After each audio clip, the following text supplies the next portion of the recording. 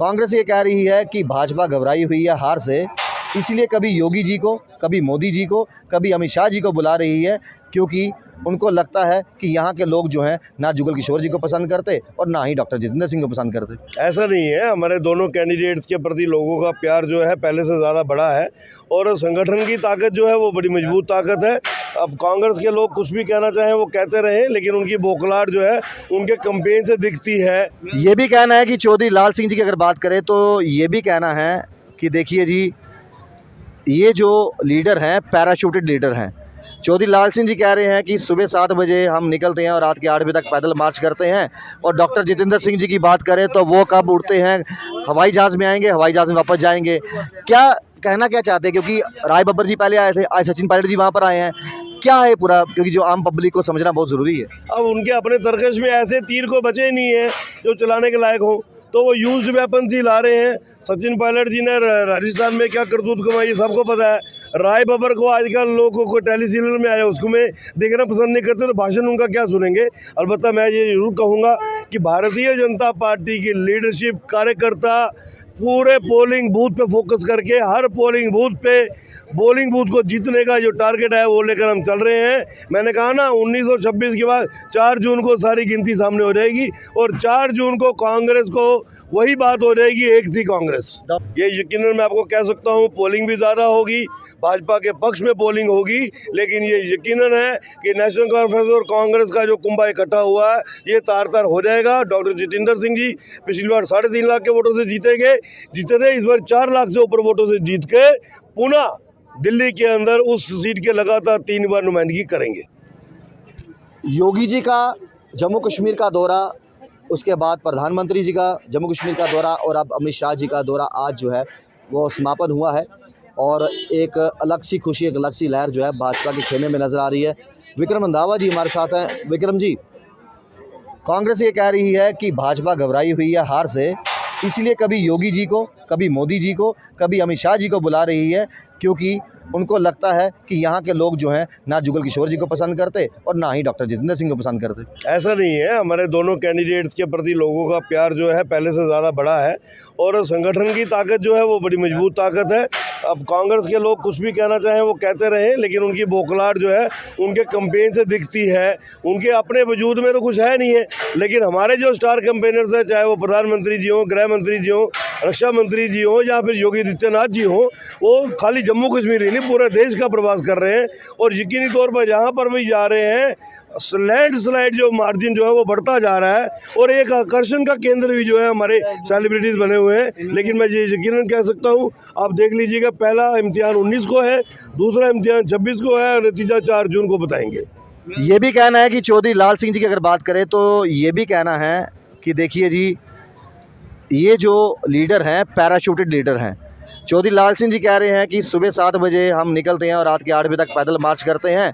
और डॉक्टर जितेंद्र सिंह जी की बात करें तो वो कब उड़ते हैं, हवाई जहाज़ में आएंगे, हवाई जहाज़ में वापस जाएंगे। क्या कहना क्या चाहते हैं, क्योंकि राय बब्बर जी पहले आए थे, आज सचिन पायलट जी वहाँ पर आए हैं, क्या है पूरा, क्योंकि जो आम पब्लिक को समझना बहुत ज़रूरी है। अब उनके अपने तरकश में ऐसे तीर को बचे ही नहीं है जो चलाने के लायक हो, तो वो यूज्ड वेपन्स ही ला रहे हैं। सचिन पायलट जी ने राजस्थान में क्या करतूत कमाई सबको पता है। राय बब्बर को आजकल लोगों को टेली सीरियल में आया उसको में देखना पसंद नहीं करते, तो भाषण उनका क्या सुनेंगे। अलबत्ता मैं ये जरूर कहूँगा कि भारतीय जनता पार्टी की लीडरशिप, कार्यकर्ता पूरे पोलिंग बूथ पे फोकस करके हर पोलिंग बूथ को जीतने का जो टारगेट है वो लेकर हम चल रहे हैं। मैंने कहा ना, 1926 के बाद 4 जून को सारी गिनती सामने हो जाएगी और 4 जून को कांग्रेस को वही बात हो जाएगी, एक थी कांग्रेस। डॉक्टर फारूक अब्दुल्ला भी रमन भल्ला जी के नामांकन पत्र जब भरने आए थे तो वहाँ पर पहुँचे।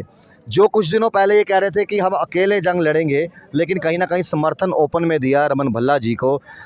क्या लगता है कि पब्लिक मन बना बैठी है कि उन्होंने चुनना किसको है, या फिर कहीं नेक टू नेक फाइट देखने को मिलेगी? अब डूबते को तिनके का सहारा कांग्रेस को सहारा एनसी का जम्मू में, एनसी को सहारा कांग्रेस का कश्मीर में।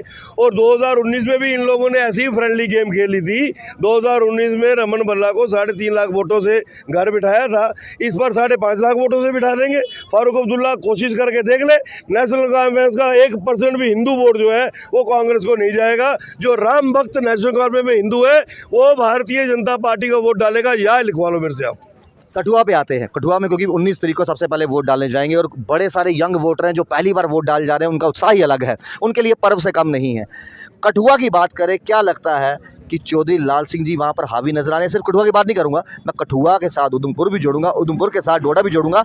ओवरऑल क्या लगता है कि वहाँ पर ये इतना डिफरेंस नजर आएगा हारने का जीतने का, या फिर चंद वोटों से कोई जीतेगा कोई हारेगा? मुझे इतना यकीन है कि 2019 का रिकॉर्ड डॉक्टर जितेंद्र सिंह जी इस बार तोड़ेंगे, ये यकीनन मैं आपको कह सकता हूँ। पोलिंग भी ज़्यादा होगी, भाजपा के पक्ष में पोलिंग होगी, लेकिन ये यकीनन है कि नेशनल कॉन्फ्रेंस और कांग्रेस का जो कुंभा इकट्ठा हुआ है ये तार तार हो जाएगा। डॉक्टर जितेंद्र सिंह जी पिछली बार 3.5 लाख के वोटों से जीते थे, इस बार 4 लाख से ऊपर वोटों से जीत के पुनः दिल्ली के अंदर उस सीट के लगातार 3 बार नुमाइंदगी करेंगे। जाते जाते एक सवाल पूछूंगा, आम पब्लिक क्या सोच के वोट डालने जाए विकास को लेकर? क्योंकि मैं बात करूंगा जिसका भी जिक्र भाजपा करती है, IIT, IIM, एम्स की बात करती है, या फिर आज लाल चौक में चले जाओ, आज तस्वीर बदली हुई नज़र आती है, आज लगता कहीं पर फ़ॉरेन में आ गए हैं। इन चीज़ों को लेकर वोट डाले जाएंगे, या फिर एक डेली वेजर तबका भी परेशान है जिनको बसाया किसने था और वादा किसने किया था, बसाने वाले भी पूरा नहीं कर पाए और जिन्होंने वादा किया था वो भी उनकी मांगों को पूरा नहीं कर पाए। आखिरकार वो जाए तो जाए का, 30 लाख वोटर है उनका, 30 लाख छोटा वोटर नहीं होता। क्या लगता है ये जो मैं ऐसा मानता हूँ कि ये जो 2024 का चुनाव है ये नाली गली स्वरोजगार बेरोजगार का चुनाव नहीं है, ये राष्ट्र हित का चुनाव है। ये वो चुनाव है जिसने देश को अगले 2047 तक की दिशा देनी है, और वो दिशा देने का रास्ता जो है वो सिर्फ नरेंद्र मोदी जी के पास है, वो इनके पास नहीं है। इनके पास एक ही मंसूबा है, वोट डालने जाए तो फिर यही सोच के जाए कि वोट मोदी जी को डालना है। बिल्कुल राष्ट्र हित में वोट है। ये राष्ट्र हित का वोट जो है जुगल किशोर शर्मा जी, डॉक्टर जितेंद्र सिंह जी के माध्यम से नरेंद्र मोदी जी को जाएगा। देश को मजबूत और कुशल बनाने के लिए जो रास्ता नरेंद्र मोदी जी तय किया है, हर नागरिक उसके साथ जुड़ना चाहता है, उसके साथ चलना चाहता है, और ऐसी भव्य रैलियों के माध्यम से आप बॉडी लैंग्वेज भी लोगों की समझ सकते हैं। साधारणतरण भीड़ में कोई नहीं आता है, वही जाता है जो ईमानदारी से भावनाओं के साथ जुड़ा होता है। घोषणा पत्र तमाम पार्टियों ने निकाला भी है, मैनिफेस्टो जिसको कहा जाता है, घोषणा पत्र जिसको कहा जाता है, क्या कुछ किया और क्या कुछ करने वाले हैं। कई सारे लुभावने वादे भी होते हैं। मैं किसी एक पार्टी का नाम नहीं लूँगा, मैं सभी पार्टियों का नाम लूँगा कि हमारी सरकार आएगी तो हम ये कर देंगे, और हमारी सरकार ने बीते सालों में ये किया। तो खैर जो भी वोटर वोट करने जाए उनके लिए एक ज़रूर रिक्वेस्ट है कि वोट ज़रूर डालिए। आपका वोट बहुत इंपॉर्टेंट है, ये आप भी जानते हैं। नोटा को वोट मत डालिएगा, ना ही घर से निकल के बोलिएगा हमने वोट ही नहीं करनी।